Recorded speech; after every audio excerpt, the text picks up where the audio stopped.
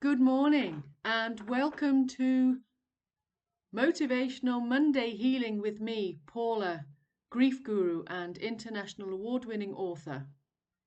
I know that words have power, so I use them. So in today's Motivational Monday Healing, I want to talk about something that is coming up for my clients a lot, is the relationship that they have with their children. Now, after the death of a child, inevitably your world falls apart.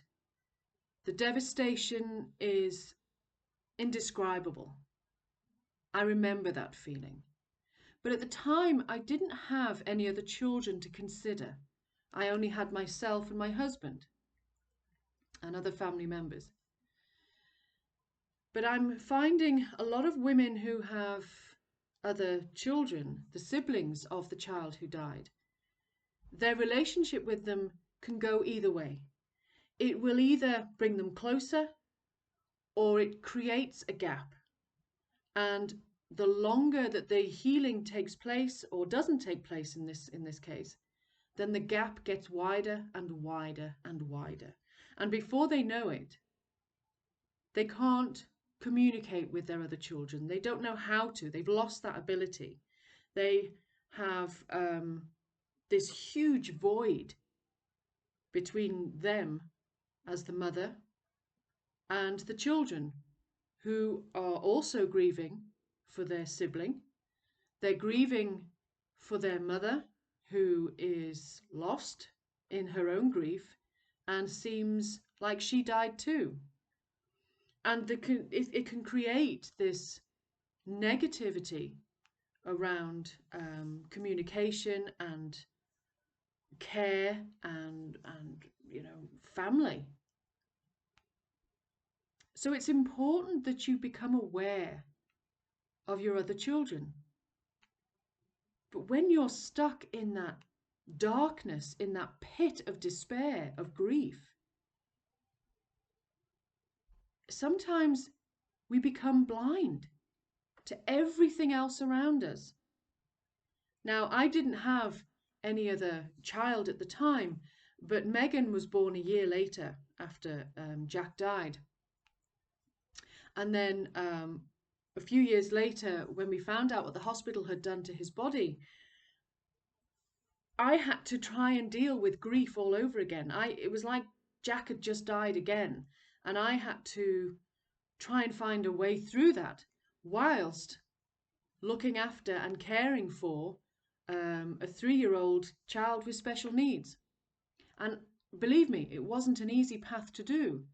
And I have no doubt that mothers in the same situation are struggling. Or it brings you closer. The family make that decision to say it's not going to let it break us. The death of our sibling, the death of our child is not going to break the family. But sadly, even that intention can go out the window. And it's a sadness. It's a very deep sadness. So that's why I'm going to be doing a two-parter, looking at the relationship that you have with your children and how you can bridge that gap before it becomes a void that is too difficult for both of you to bridge. Because I've spoken to a lot of children over the years who are desperate to communicate what they think and what they feel to their parents, but they feel that they can't because they don't think it would be reciprocated, they don't think they'd be heard, they don't think that the parents would give them the time of day, they don't think that the parents would understand. I can even remember one little girl telling me, I don't think my mum would actually care how I feel because it was all about the sister who died. And that's a real sadness to be going through that. When your parent is going through that and you have this gap, this black void of no communication. And even with good intentions, families who say, no, we're not going to let it break us. Inevitably, there is a darkness within that. And if you don't address it, it can grow. Before you know it, it's there.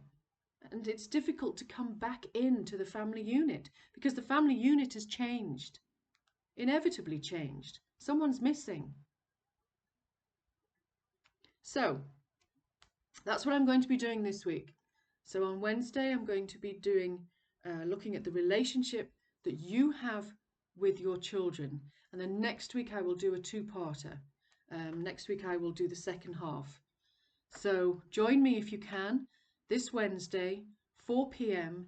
BST time. And let's see if we can bridge that gap between you and your kids and see if you can create a better world for all of you in this awful situation. All right. If you need the link, let me know in the comments. Take care.